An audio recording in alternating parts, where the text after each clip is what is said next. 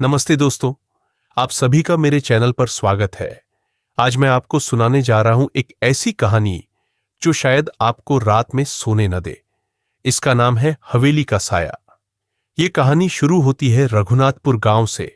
एक ऐसा गांव जो बाहर से शांत दिखता है, लेकिन इसके जंगल में छिपी है एक हवेली जिसके बारे में सैकड़ों सालों से रहस्य बने हुए हैं। क्या है वो श्राप? कौन है वो साया जो उस हवेली में भटकता है? आज हम उस सच को खोजने जा रहे हैं। तो मेरे साथ बने रहिए और चलिए इस डरावने सफर की शुरुआत करते हैं।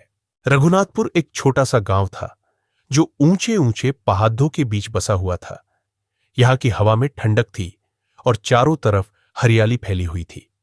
सुबह के समय कोहरे की चादर गांव को ढक लेती थी और शाम को सूरज की किरणें पेड़ों के बीच से छनकर एक सुनहरा नजारा बनाती थीं। लेकिन इस शांति के पीछे एक अंधेरा छिपा था। गांव से कुछ दूर घने जंगल के बीच खड़ी एक पुरानी हवेली। यह हवेली सैकड़ों सालों से वहां थी और इसके बारे में गांव में तरह तरह की बातें चलती थी। कुछ कहते थे कि वहां भूतों का बसेरा है। कुछ का मानना था कि कोई पुराना श्राप उस जगह को अपने जाल में झकदे हुए है। जो भी सच हो, हवेली का नाम सुनते ही लोग सिहर उठते थे। रोहन एक नौजवान था जो शहर में अपनी पढ़ाई पूरी करके गांव लौटा था। वो लंबा, गोरा और तेज तर्रार था। उसकी आंखों में हमेशा एक चमक रहती थी जो जिज्ञासा और साहस का प्रतीक थी। उसके पिता रामनाथ गांव के मुखिया थे, एक सख्त मिजाज के इंसान जिनकी बात कोई टाल नहीं सकता था। रोहन जब गांव पहुंचा तो उसे कुछ अजीब सा लगा। गांव की गलियों में लोग चुपचाप चल रहे थे और उनके चेहरों पर एक अनजाना डर साफ दिख रहा था। घर पहुंचते ही उसने अपनी मां से पूछा, मां, क्या बात है? सब इतने चुप क्यों हैं? उसकी मां ने सिर झुकाकर कहा, कुछ नहीं बेटा, बस मौसम की वजह से लोग परेशान हैं। लेकिन रोहन को उनकी बातों में झूठ की बू आई। रात के खाने के बाद जब वो अपने पिता के साथ बैठक में बैठा था, उसने फिर सवाल उठाया, पिताजी, सब ठीक तो है ना? रामनाथ ने पहले तो टालने की कोशिश की, लेकिन रोहन के बार बार पूछने पर आखिरकार बोल पड़े, सब ठीक है बेटा, बस गांव में थोड़ी सी चिंता है। वो हवेली, लोग फिर से उसके बारे में बातें करने लगे हैं। हवेली? वो जंगल वाली पुरानी हवेली? रोहन ने हैरानी से पूछा। हां वही, लेकिन तू इसके बारे में ज्यादा मत सोच। ये सब पुरानी बातें हैं, अफवाहें हैं, रामनाथ ने कहा और उठकर अपने कमरे की ओर चले गए। लेकिन रोहन का दिमाग अब उस हवेली के इर्द गिर्द घूमने लगा। उसने बचपन में इसके बारे में कई कहानियां सुनी थीं। गांव के बूढ़े लोग बताते थे कि वहां एक राजा रहता था जिसकी बेटी एक रात अचानक गायब हो गई थी। कुछ कहते थे कि राजा ने उसे मार डाला था और उसकी आत्मा अब भी हवेली में भटकती है। कुछ का कहना था कि वहां कोई खजाना छिपा है जिसकी रक्षा एक प्रेत करता है। रोहन को ये सब कहानियां हमेशा से रोमांचक लगती थी और अब जब वो बद्दा हो गया था तो उसने ठान लिया कि वो खुद हवेली जाकर सच का पता लगाएगा। अगली सुबह रोहन ने अपने दोस्त विक्रम को अपने इरादे के बारे में बताया। विक्रम गांव का एक मजबूत और हंसमुख लड्ढा था जो हमेशा रोहन के साथ रहता था। लेकिन हवेली का नाम सुनते ही उसके चेहरे का रंग उड़ गया। रोहन, तू पागल हो गया है क्या? वहां कोई नहीं जाता। जो गए वो कभी लौटे ही नहीं, उसने डरते हुए कहा। अरे डर मत, बस एक बार देखना है। अगर कुछ गलत लगा तो तुरंत वापस आ जाएंगे। रोहन ने उसे हिम्मत बधाई। विक्रम ने बहुत ना नुकुर की, लेकिन आखिरकार रोहन की जिद के आगे हार मान ली। दोनों ने अपने बैग में कुछ जरूरी सामान डाला, एक टॉर्च, पानी की बोतल और एक छोटा सा चाकू। दोपहर के वक्त वो जंगल की ओर निकल पड़ा है। सूरज अभी ऊंचा था और जंगल में हल्की हल्की रोशनी छन रही थी। शुरू में रास्ता आसान था। पेड़ों के बीच से गुजरती पगडंडी, पक्षियों की चहचहाहट और हवा में फैली मिट्टी की खुशबू।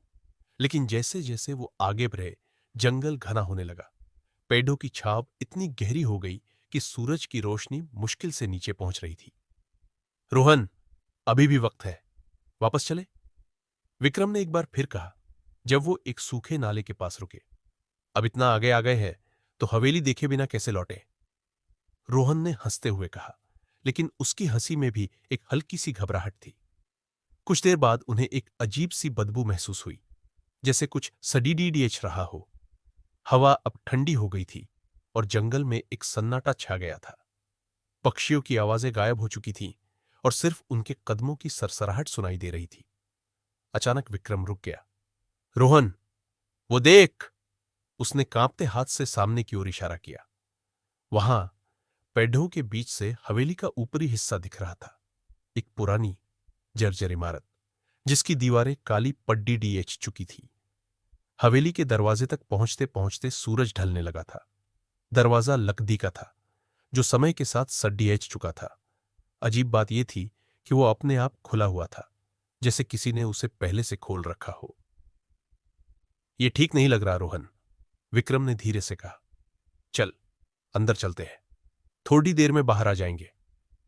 रोहन ने हिम्मत जुटाई और पहला कदम हवेली के अंदर रखा।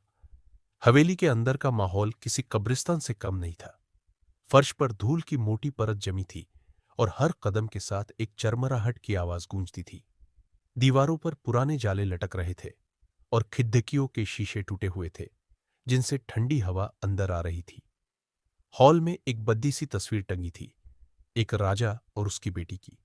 राजा का चेहरा सख्त और गुस्सैल था, जबकि बेटी की आंखें खाली और उदास थीं। रोहन को लगा जैसे वो तस्वीर उसे देख रही हो। ये जगह मुझे डरा रही है, विक्रम ने कहा और अपने कंधे पर हाथ रखा। शांत रह, कुछ नहीं होगा। रोहन ने उसे तसल्ली दी, लेकिन उसका अपना दिल भी तेजी से धड़क रहा था। दोनों ने हवेली के अंदर और आगे बढ़ने का फैसला किया। एक लंबा गलियारा था जिसके दोनों तरफ कई कमरे थे। हर कमरे का दरवाजा बंद था और कुछ पर ताले लटक रहे थे। तभी उन्हें एक धीमी सी आवाज सुनाई दी, जैसे कोई सिसक रहा हो। आवाज एक कमरे की ओर से आ रही थी। रोहन ने अपनी टॉर्च जलाई और विक्रम के साथ उस तरफ बढ़ा। कमरे का दरवाजा हल्का सा खुला था। अंदर एक पुरानी अलमारी थी और आवाज उसी से आ रही थी। रोहन ने धीरे से अलमारी का दरवाजा खोला। अंदर कुछ नहीं था, सिर्फ एक टूटा हुआ शीशा जिसकी सतह पर धूल जमी थी। लेकिन जैसे ही उसने शीशे को छुआ, एक ठंडी सिहरन उसके शरीर में दौड़ ढा गई। यह क्या था? विक्रम ने कांपते हुए पूछा।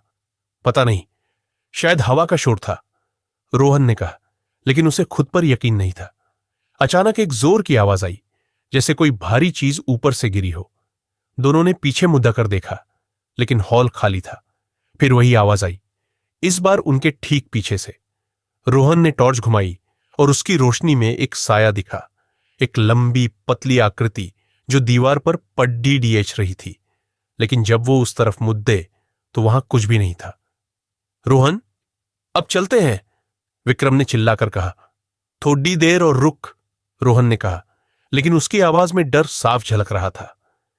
हवेली के एक कोने में उन्हें एक सीढ़ी दिखी जो नीचे तहखाने की ओर जा रही थी। सीढ़ियां पुरानी और टूटी हुई थीं और हर कदम के साथ एक चरमराहट की आवाज गूंजती थी। हमें नीचे नहीं जाना चाहिए, विक्रम ने कहा। अगर सच जानना है तो जाना पड्डीढेगा, रोहन ने जवाब दिया और पहला कदम सीढ़ी पर रखा। तहखाना अंधेरा और ठंडा था। हवा में एक सड्ढांध भरी थी और दीवारों से पानी की बूंदें टपक रही थीं। टॉर्च की रोशनी में उन्हें एक पुराना संदूक दिखा जिसके ताले टूटे हुए थे। संदूक से हल्की सी रोशनी निकल रही थी, जैसे अंदर कोई चीज चमक रही हो। रोहन ने संदूक खोला और अंदर एक पुरानी डायरी थी। इसके पन्ने पीले और फटे हुए थे, लेकिन उसमें साफ लिखा था, मेरी पुत्री राधा, उसने मुझे धोखा दिया। उसने अपने प्रेमी के साथ भागने की कोशिश की। मैं यह बर्दाश्त नहीं कर सका। अब वह यहां सदा के लिए बंद है। यह क्या मतलब है? विक्रम ने डरते हुए पूछा। लगता है राजा ने अपनी बेटी को यहां कैद कर दिया था और शायद मार भी डाला, रोहन ने कहा। तभी एक ठंडी हवा का झोंका आया और डायरी के पन्ने अपने आप पलटने लगे। एक पन्ने पर लिखा था, मैं वापस आऊंगी, यह श्राप कभी खत्म नहीं होगा। उस पल तहखाने का दरवाजा जोर से बंद हो गया और एक औरत की चीख पूरे तहखाने में गूंज उठी। रोहन और विक्रम ने दरवाजे की ओर दौड़डीच लगाई, लेकिन वो नहीं खुला। चीख अब करीब आ रही थी। रोहन ने टॉर्च घुमाई और उसकी रोशनी में एक आकृति दिखी, एक औरत जिसकी आंखें खाली थीं और चेहरा सफेद पद्दा हुआ था। उसने एक फटी हुई साद्दी पहनी थी और उसके बाल हवा में लहरा रहे थे। राधा! रोहन के मुंह से निकल गया। वो हमें मार डालेगी। विक्रम चिल्लाया और दरवाजे को जोर जोर से पीटने लगा। औरत धीरे धीरे उनकी ओर बढ़ी। उसके कदमों की कोई आवाज नहीं थी, लेकिन हवा में एक ठंडक फैल रही थी। रोहन के दिमाग में उसकी मां की बात याद आई। उसने उसे एक ताबीज दिया था जो बुरी शक्तियों से बचाता था। उसने जेब से ताबीज निकाला और उसे औरत की ओर बढ़ाया। औरत अचानक रुक गई। उसके चेहरे पर गुस्सा उभरा और वो एक जोर की चीख के साथ गायब हो गई। दरवाजा अपने आप खुल गया। दोनों ने एक दूसरे को देखा और बिना कुछ कहे बाहर की ओर भागे। जंगल में भागते हुए उन्हें लगा कि कोई उनका पीछा कर रहा है। पेड़ों के बीच से साए नजर आ रहे थे और हवा में सिसकियों की आवाज गूंज रही थी। जब वो गांव पहुंचे तो रात हो चुकी थी। रोहन ने अपने पिता को सारी बात बताई। रामनाथ का चेहरा सफेद पडीडीएच गया। वो श्राप सच था रोहन, तुमने उसे जगा दिया है, उन्होंने कहा।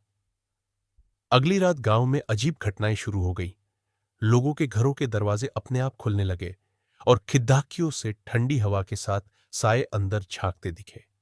जंगल से चीखें सुनाई देने लगी और गांव के कुत्ते रात भर भौंकते रहे। रोहन को अपनी गलती का एहसास हो रहा था। उसने अपने पिता से कहा, पिताजी, अब क्या करें? हमें इसे रोकना होगा। मैं पंडित हरिशंकर को बुलाता हूं, रामनाथ ने कहा। पंडित हरिशंकर अगली सुबह गांव पहुंचे। वो एक वृद्ध पुरुष थे जिनके लंबे सफेद बाल और गहरी आंखें उनके अनुभव को दर्शाती थीं। उन्होंने हवेली की कहानी सुनी और कहा, यह श्राप राधा का नहीं बल्कि राजा का है। उसने अपनी बेटी को मारकर अपनी आत्मा को श्रापित कर दिया। अब वो गांव से बदला लेना चाहता है। तो इसे कैसे रोका जाए? रोहन ने पूछा। एक हवन करना होगा, लेकिन इसके लिए हमें हवेली के पास जाना पड़ेगा, पंडित ने जवाब दिया। पंडित ने गांव वालों को इकट्ठा किया और हवेली के पास एक बद्दा हवन कुंड तैयार किया। रात के अंधेरे में हवन शुरू हुआ। मंत्रों की गूंज चारों तरफ फैल रही थी और हवन की आग ऊंची उठ रही थी। गांव वाले डरते हुए एक दूसरे के पास खड़ी डिडीहे थे। रोहन और विक्रम भी वहां थे और उनकी नजरें जंगल की ओर थीं। अचानक हवा तेज हो गई। हवन की आग में से धुआं उठा और उसमें एक साया उभरा, राधा का। लेकिन वो अकेली नहीं थी।